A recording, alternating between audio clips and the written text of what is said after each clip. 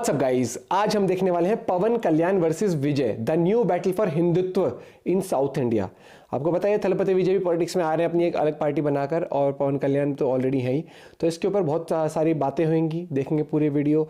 Channel में तो please subscribe, video कर दे लाइक। और द श्याम शर्मा शो का एपिसोड है तो काफ़ी इंटरेस्टिंग वैसे ही होता है। तो करते हैं शुरू, 1 2 3 गो। आज हम बात कर रहे हैं साउथ इंडिया की, जहां पर एक काफी भीषण युद्ध होने वाला है। भीषण। अरे यार ये वाला नहीं था।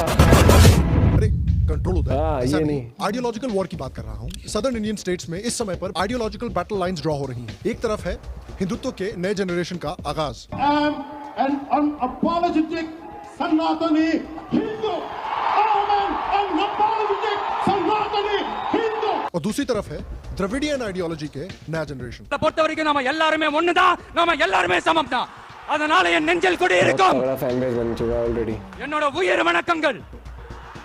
पवन कल्याण और विजय दोनों अपोजिंग आइडियोलॉजीज के नए सितारे हैं, जिन्होंने हाल में ही पॉलिटिकल अखाड़े में कदम रखा है। और ये दोनों आइडियोलॉजिकली एक दूसरे से उतने डिफरेंट हैं जितने अश्नीर ग्रोवर पॉडकास्ट पर और अश्नीर ग्रोवर सलमान खान के सामने डिफरेंट होते हैं। जहां पवन कल्याण हिंदुत्व से इन्फ्लुएंस्ड है और विजय पेरियार और द्रविडियन आइडियोलॉजी से इन्फ्लुएंस्ड है, और तमिलनाडु में ही नहीं बल्कि सदर्न इंडियन स्टेट्स में हिंदुत्व की हो रही बढ़त को रोकना चाहते हैं। तो आइए हम बात करेंगे इस नए आइडियोलॉजिकल बैटल की, कैसे सदर्न इंडियन स्टेट्स एक आइडियोलॉजिकल बैटल ग्राउंड बन गए हैं और क्या कंडीशंस हो सकते हैं जिससे कि एक साइड की विजय हो।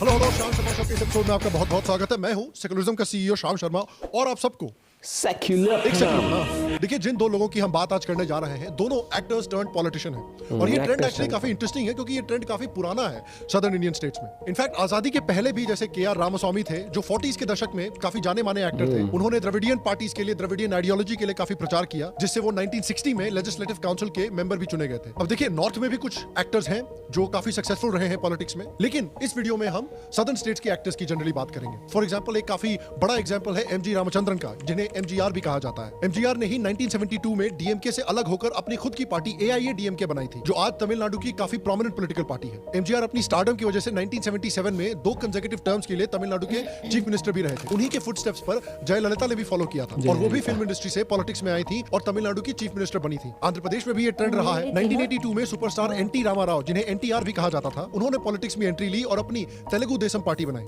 वो भी आंध्र प्रदेश के 3 बार चीफ मिनिस्टर बनकर रहे थे। इसी तरह कमल हासन ने भी 2018 में मक्कल निधि मय्यम नाम की एक पॉलिटिकल पार्टी लॉन्च की, लेकिन अभी तक उसका कुछ खास इंपैक्ट पॉलिटिकली हमें देखने को नहीं मिला है। कुछ ऐसे एक्टर्स भी थे जिन्हें इनिशियली काफी सक्सेस मिली थी, लेकिन वो अपनी सक्सेस को सस्टेन नहीं कर पाए। जैसे कि तेलुगु सिनेमा के एक बड़े नाम चिरंजीवी, जिन्होंने 2008 में प्रजा राज्यम पार्टी बनाई थी, और 2009 के इलेक्शंस में एक्चुअली उनकी पार्टी ने 18 सीटें जीती थी, लेकिन अल्टीमेटली उनका पॉलिटिकल करियर फिजल आउट करने लग गया, और फिर 2012 में उन्होंने कांग्रेस के साथ अपनी पार्टी को मर्ज कर दिया। और देखिए जिस आइडियोलॉजिकल बैटल की हम बात कर रहे हैं, उसकी बात करने के पहले मैं आपको कुछ ऐसी चीज बताना चाहता हूं जिससे ये बात और भी सरप्राइजिंग हो जाएगी कि सदर्न स्टेट्स क्यों इस समय पर ये आइडियोलॉजिकल बैटल ग्राउंड बने हुए हैं। क्योंकि अगर आप साउथ इंडिया को देखें तो साउथ इंडिया हिंदुइज्म का और हिंदुत्व का हमेशा एक स्ट्रॉन्ग गढ़ रहा है। जब नॉर्थ इंडिया में इस्लामिक इन्वेजन चल रहे थे, जब नॉर्थ इंडिया इस्लामिक इन्वेजन के नीचे जूझ रहा था, तब साउथ इंडिया ही था, सदर्न स्टेट्स ही थे जो हमारी संस्कृति और धर्म को प्रिजर्व करके रख रहे थे। जब नॉर्थ इंडिया में इस्लामिक इन्वेडर्स ने बड़े बड़े मंदिरों को और लर्निंग सेंटर्स को तोड़ दिया था, तब सदर्न इंडिया के ही किंगडम्स थे, सदर्न इंडिया के ही राजा थे, जिन्होंने इन कल्चर्स को,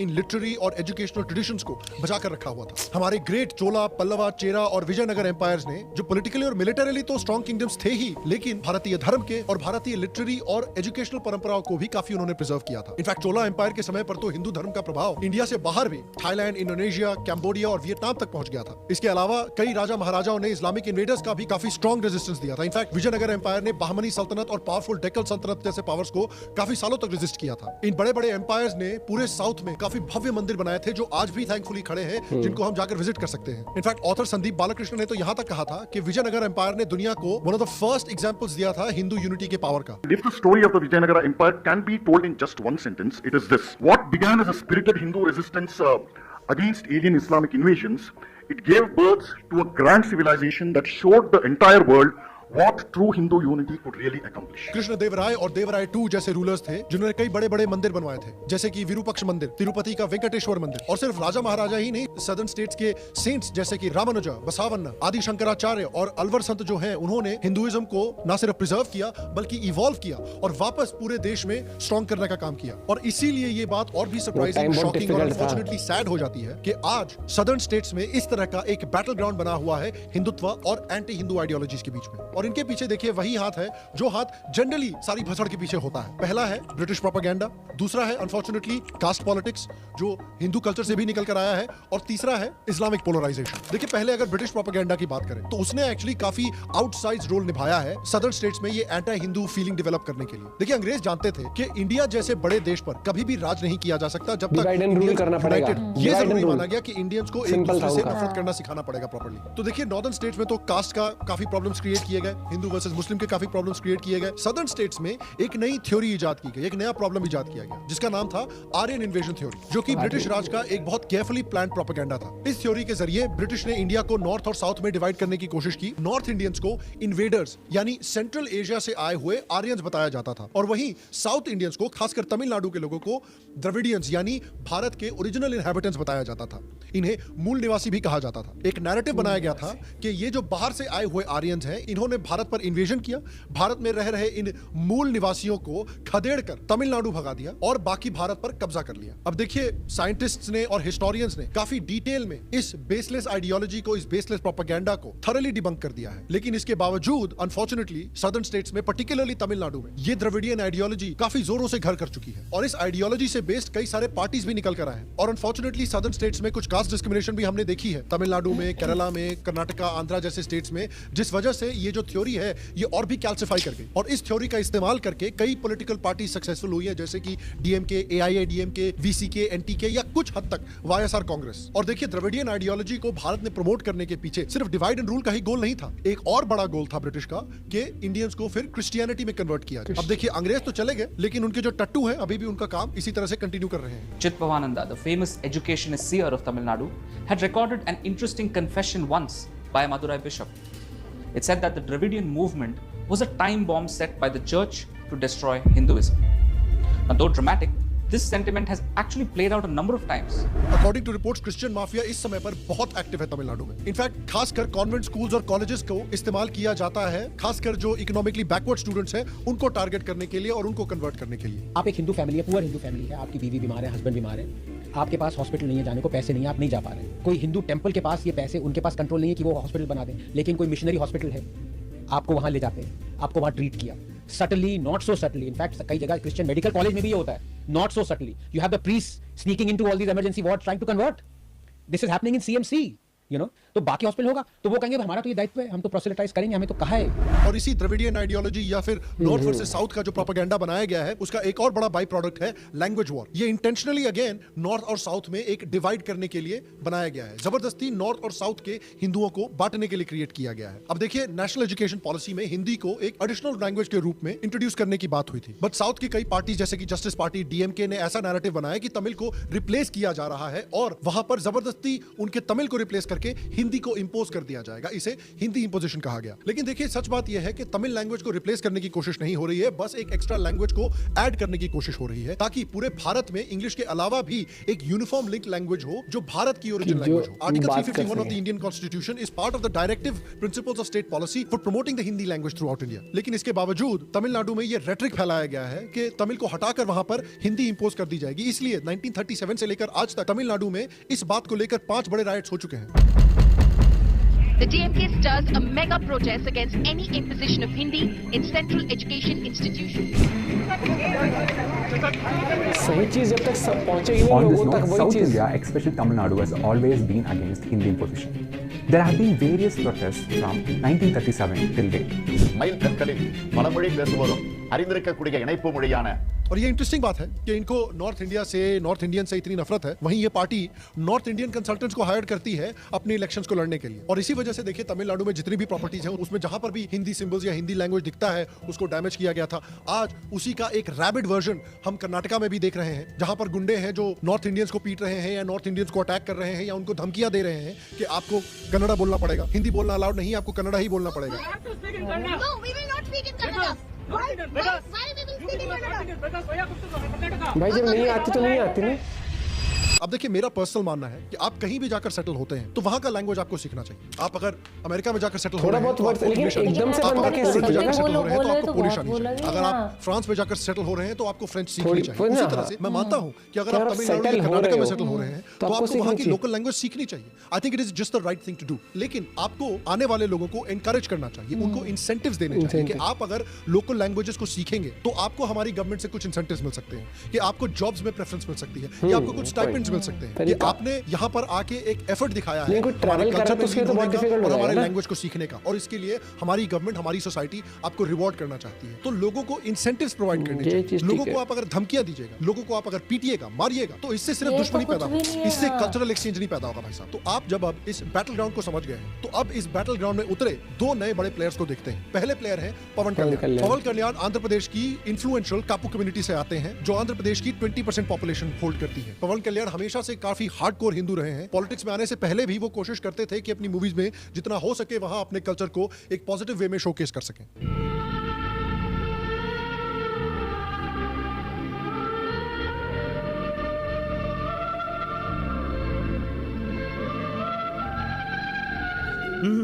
నేను కృష్ణుని కాబట్టి మాయలు చేశాను।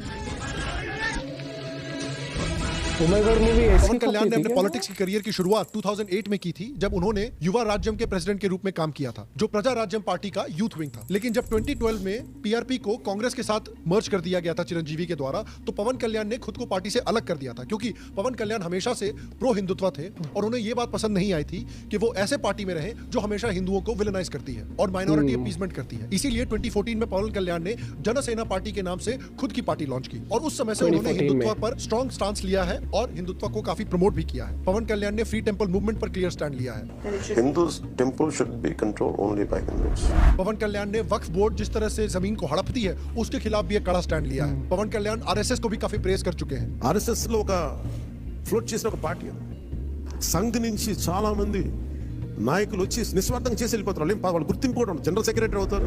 पवन कल्याण सोशल जस्टिस और डेवलपमेंट पर भी काफी फोकस रहे हैं। वनथाड़ा में इलीगल माइनिंग जो एनवायरनमेंट को डायरेक्टली डैमेज कर रही, उसके अगेंस्ट भी पवन कल्याण ने काफी रेजिस्टेंस किया था। अपने स्टेट में फार्मर्स के लिए भी पवन कल्याण ने आवाज उठाई थी। अगर आप पवन कल्याण की डिटेल्ड बैकग्राउंड और उनकी आइडियोलॉजी के बारे में और डिटेल में जानना चाहते हैं तो यहाँ पर या डिस्क्रिप्शन में क्लिक करके आप हमने जो पवन कल्याण पे प्रोफाइल वीडियो किया था उसको जाकर देख सकते हैं। और इसी pro nationalist, pro Hindu ideology की वजह से पवन कल्याण को इस लोकसभा इलेक्शन में 100% स्ट्राइक रेट के साथ अपनी सीट जीती। जनसेना पार्टी ने 21 सीट्स पर कंटेस्ट किया था और सभी 21 सीट्स जीती थी और एक किंग मेकर के रोल में पवन कल्याण 2024 के लोकसभा इलेक्शंस में इमर्ज हुए थे। और अभी हाल में ही अगर आप महाराष्ट्र इलेक्शंस को देखें तो वहां पर भी पवन कल्याण का एक काफी इंपॉर्टेंट रोल रहा था। उन्होंने महाराष्ट्र में बीजेपी के लिए काफी प्रचार किया था और जहां जहां पर उन्होंने प्रचार किया है वहां पर बीजेपी ने बहुत अच्छा परफॉर्म किया था। इनफैक्ट उन्होंने बजरंग दल से इंस्पायर्ड होकर अपनी पार्टी में एक नई विंग की अनाउंसमेंट की है जिसका नाम है नरसिम्हा वरही ब्रिगेड, जो सनातन धर्म के एक प्रोटेक्शन विंग की तरह काम करेगी। News coming in right now, the Janasena is all set to launch a Narasimha Varahi wing in order to strive for the protection of Sanatan Dharma. इतना ही नहीं, उन्होंने बांग्लादेश में हिंदुओं के हो रहे नरसंहार पर भी आवाज उठाई है। उन्होंने बांग्लादेश में इस्कॉन पुजारी चिन्मय कृष्णदास के अरेस्ट को भी ओपनली कंडेम किया है। अब इसके ऑपोजिट में आते हैं तमिलनाडु के फिल्म स्टार विजय। विजय की रैली में करीब 3 लाख लोगों के जुटने का दावा किया गया।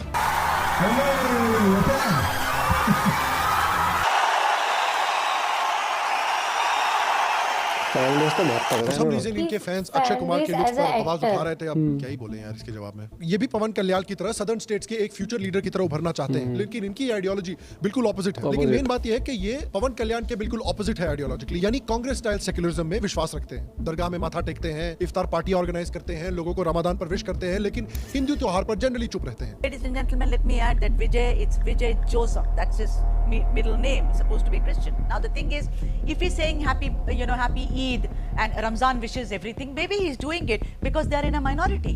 But tell me something, Vinod P. Selvam, why would he not wish Hindus whose every single vote is going to see that his party wins? लेकिन तमिल फिल्म इंडस्ट्री के ये काफी बड़े स्टार हैं। इनफैक्ट एक समय पे ये शाहरुख खान के बाद इंडिया के हाईएस्ट पेड एक्टर थे। विजय की फिल्में जब तमिलनाडु में रिलीज होती हैं तो तमिलनाडु में एक फेस्टिवल जैसा माहौल आ जाता है। इनके फैंस इनकी मूवी की रिलीज पर इतना एक्साइटमेंट में आ जाता है कि सिनेमा हॉल ही तोड़ देते हैं। विजय हमेशा से द्रविडियन आइडियोलॉजी और पेरियार से काफी इन्फ्लुएंस रहे हैं। इसी कारण उन्होंने 2011 में AIADMK को भी सपोर्ट दिया था। उनकी आइडियोलॉजी भी बहुत एंटी हिंदी इंपोजिशन है। उन्होंने खुद एक मूवी भी निकाली थी जिसमें उन्होंने खुलकर हिंदी इंपोजिशन के खिलाफ आवाज उठाई थी। विजय ने सिटीजनशिप अमेंडमेंट एक्ट के खिलाफ भी आवाज उठाई थी। उन्होंने तो यहाँ तक कह दिया था कि तमिलनाडु में कभी भी वो CAA लागू नहीं होने देंगे। अमित भाई, यूनिफॉर्म सिविल कोड पास करने के पहले जरा फोन कर लेना बाबूजी को। सफेद कपड़ा और एडिट करके वैसा लगा दिया। विजय तमिल न्यू ईयर जैसे कल्चरल फेस्टिवल पर जनरली बिल्कुल चुप रहते हैं, जिससे साफ पता चलती है उनकी द्रविडियन माइंडसेट। क्योंकि द्रविडियन आइडियोलॉजी के मुताबिक तमिल न्यू ईयर चिथिराई यानी 14 अप्रैल में नहीं बल्कि पोंगल पर मनाया जाता है। लेकिन इन सारे कंट्रोवर्सीज के बावजूद उनकी स्टारडम पर बिल्कुल भी इफेक्ट नहीं आया है। और अपने इसी स्टारडम के भरोसे अब विजय ने पॉलिटिक्स में एंट्री ली है। उन्होंने 2 फरवरी 2024 को अपनी political party Tamilaga Vettri Kazhagam launch की थी, जिनकी पहली ओपनिंग रैली में ही 10 लाख से ज्यादा लोग आ गए थे। इस महासभा में आई भीड़ को देखकर लोगों ने दावा किया कि इस सभा में 10 लाख से ज्यादा लोग पहुंचे हैं। मीडिया रिपोर्ट्स कई ऐसे दावे कर रही थी। और अब उनकी पार्टी 2026 तमिलनाडु असेंबली इलेक्शंस में कंटेस्ट करने वाली है। उन्होंने DMK को अपना पॉलिटिकल राइवल और BJP को अपना आइडियोलॉजिकल राइवल कहा है। उन्होंने विल्लुपुरम में कहा, तमिलनाडु में बदलाव की जरूरत है। भाजपा TVK की वैचारिक प्रतिद्वंदी है, जबकि DMK राजनीतिक विरोधी। विजय पेरियार जैसे द्रविडियन लीडर से काफी इंस्पायर्ड है और उन्होंने द्रविडियन प्रिंसिपल्स को फॉलो करने का भी प्रॉमिस किया है। इसका रिजल्ट आपको इनके स्पीचेस में भी दिख सकता है। वो कहते हैं कि उनकी सरकार बनते ही वो गवर्नर जैसी अनकॉन्स्टिट्यूशनल पोस्ट को हटा देंगे। तो अब यहाँ पर 2 कोalitions के बीच की जंग है। अब देखिए, बहुत इंटरेस्टिंग बात यह है कि जो डिफरेंसेस पवन कल्याण और विजय थलपति की आइडियोलॉजीज में हैं, वही डिफरेंसेस टू सम एक्सटेंट आप तेलुगु इंडस्ट्री और तमिल फिल्म इंडस्ट्री में भी देख सकते हैं। आपने देखा होगा कि हाल में ही तेलुगु इंडस्ट्री जो है और Kannada industry to an extent as well, उन्होंने एक काफी बड़ा पुश किया है बॉलीवुड के मार्केट शेयर को कैप्चर करने का, यानी नॉर्थ की ऑडियंस को भी कैप्चर करने का। वो अब अपने आप को लैंग्वेज से कंस्ट्रेन नहीं करना चाहते हैं। वो चाहते हैं कि उनकी फिल्में बेसिकली अब पूरा भारत देखे। They want to become the new Bollywood. और इसीलिए वो ऐसी मूवीज भी निकाल रहे हैं जो प्रो नेशनलिस्ट हो, प्रो इंडिया हो, जैसे अल्लू अर्जुन की फिल्में हो, जितेंद्र रेड्डी की फिल्म हो, RRR याद कीजिए, बाहुबली याद कीजिए। उसके अलावा कन्नड़ा की कांतारा मूवी जो आई थी, जो इतनी पॉपुलर हुई थी। अब तो अल्लू अर्जुन जैसे बड़े बड़े तेलुगु एक्टर्स हैं जो पटना जाते हैं अपनी फिल्मों को प्रमोट करने के लिए। बताइए, बिहार के पावन धरती को मेरा शत शत प्रणाम। पुष्पा कभी झुकेगा नहीं, लेकिन आज पहली बार आपका प्यार के लिए झुकेगा। Thank you partner. उसी तरफ आप तमिल फिल्म इंडस्ट्री को देखिए, जो अभी भी उस लैंग्वेज शॉविनिज्म में इन्वॉल्व है, जिसमें कई फिल्में ऐसी हैं जो द्रविडियन आइडियोलॉजी को प्रमोट करती हैं या एंटी हिंदू मैसेजेस देती हैं, जैसे मुकुट्टी अम्मन, जैसे आइंदा विथान का डायलॉग जिसमें मुरुगन और जीसस को कंपेयर किया गया है। हाल में ही बड़े एक्टर सूरज की फिल्म निकल कर आई थी जिसमें काफी एंटी हिंदू डायलॉग्स यूज किए गए थे। तो अब इस बैटल ग्राउंड को अगर देखें तो 2 बड़े कोalitions के बीच में इस समय पर सदर्न स्टेट्स में जंग हो रही है। एक है एंटी हिंदू कोalition, जिसमें ऑब्वियसली ये विजय है, DMK है, कर्नाटका के सतीश जड़खोली जैसे लीडर्स हैं जिन्होंने हिंदू को डर्टी वर्ड कहा था। AN शमशीर है केरला के, जो केरला असेंबली के स्पीकर हैं, जिन्होंने हिंदू गॉड गणेश के खिलाफ आवाज उठाई थी। उदयनिधि स्टालिन है, जो सनातन धर्म को ही खत्म करना चाहते हैं। DK शिव कुमार है, जिन्होंने कहा था कि मंदिरों को फ्री करना एक हिस्टोरिकल ब्लंडर होगा। जी परमेश्वरन है, कांग्रेस के कर्नाटका होम मिनिस्टर, जिन्होंने एंटी हिंदू स्टेटमेंट्स दिए हैं। CPM के लीडर्स हैं जो राम मंदिर को एंटी हिंदू बताते हैं। कमल हासन है, वो काफी समय से काफी हिंदू फोबिक कमेंट्स देते हुए आ रहे हैं। उनके अगेंस्ट हैं भारत के प्रो नेशनलिस्ट और प्रो हिंदू लीडर्स साउथ के, जैसे कि केरला के Anil Antony, veteran Congress leader AK Antony के बेटे, जिन्होंने हाल में ही BJP को ज्वाइन किया है और नेशनल सेक्रेटरी के तौर पर काम कर रहे हैं। I am very honored and humbled by the confidence and the support that was shown by the leadership in me. I want to thank Honorable Prime Minister Modi ji. Tamil Nadu के अन्नामलाई, एक farmer IPS officer जो अपनी fearless image के लिए सिंघम के नाम से भी जाने जाते हैं और इस समय पर BJP के तमिलनाडु के प्रेसिडेंट भी हैं। T राजा, जो तेलंगाना लेजिस्लेटिव असेंबली के मेंबर है और काफी हार्डकोर हिंदू हैं। तमिलनाडु गवर्नर RN रवि, सुरेश गोपी, जिन्होंने केरला में BJP को पहली लोकसभा सीट दिलाई थी। कुम्मनम राजशेखरम, BJP के फॉर्मर स्टेट प्रेसिडेंट और हिंदू टेंपल राइट्स और रिलीजियस फ्रीडम के लिए कैंपेन चलाने वाले पॉलिटिशियन। तो देखिए, इस समय पर जो सदर्न स्टेट्स हैं, वहां पर एक बहुत ही इंटरेस्टिंग आइडियोलॉजिकल और पॉलिटिकल बैटल चल रहा है। एक समय पर सदर्न स्टेट्स, जहां पर माना जाता था कि हिंदुत्व का कोई अस्तित्व ही नहीं है, प्रो हिंदू पॉलिटिक्स वहां काम ही नहीं कर सकती, वहां पर कर्नाटका में, आंध्रा में, तेलंगाना में and to an extent Kerala और तमिलनाडु में भी हिंदुत्व ने एंट्री मारी है। हिंदुत्व सक्सेसफुल साबित हुआ है। बीजेपी ने ऑलरेडी कई बार कर्नाटका में गवर्नमेंट बना रखी है। बीजेपी के कोalition पार्टनर इस समय पर आंध्र प्रदेश में रूल कर रहे हैं। तो इस समय पे जो ओल्ड स्टाइल पॉलिटिक्स है सदर्न स्टेट्स का वर्सेस जो न्यू स्टाइल पॉलिटिक्स है पवन कल्याण जैसे लीडर्स का, उसके बीच में भिड़ंत हो रही है। ओल्ड स्टाइल पॉलिटिक्स है जो हिंदू वोट को डिवाइड करके रखना चाहता है, क्योंकि वो चाहता है कि जब तक हिंदू वोट डिवाइडेड रहेगा तब तक इनको कास्ट के बेसिस पर एक्सप्लॉइट किया जा सकता है। डोमिनेंट कास्ट जो है वो अपने लिए वोट ले सकते हैं, और जो उनकी द्रविडियन आइडियोलॉजी है, माइनॉरिटी अपीसमेंट आइडियोलॉजी है, वो काम कर सकती है। तो बेसिकली हिंदुओं के बेनिफिट के लिए कुछ भी नहीं हो सकता। दूसरी तरफ एक आइडियोलॉजी है जो हिंदुओं को कास्ट,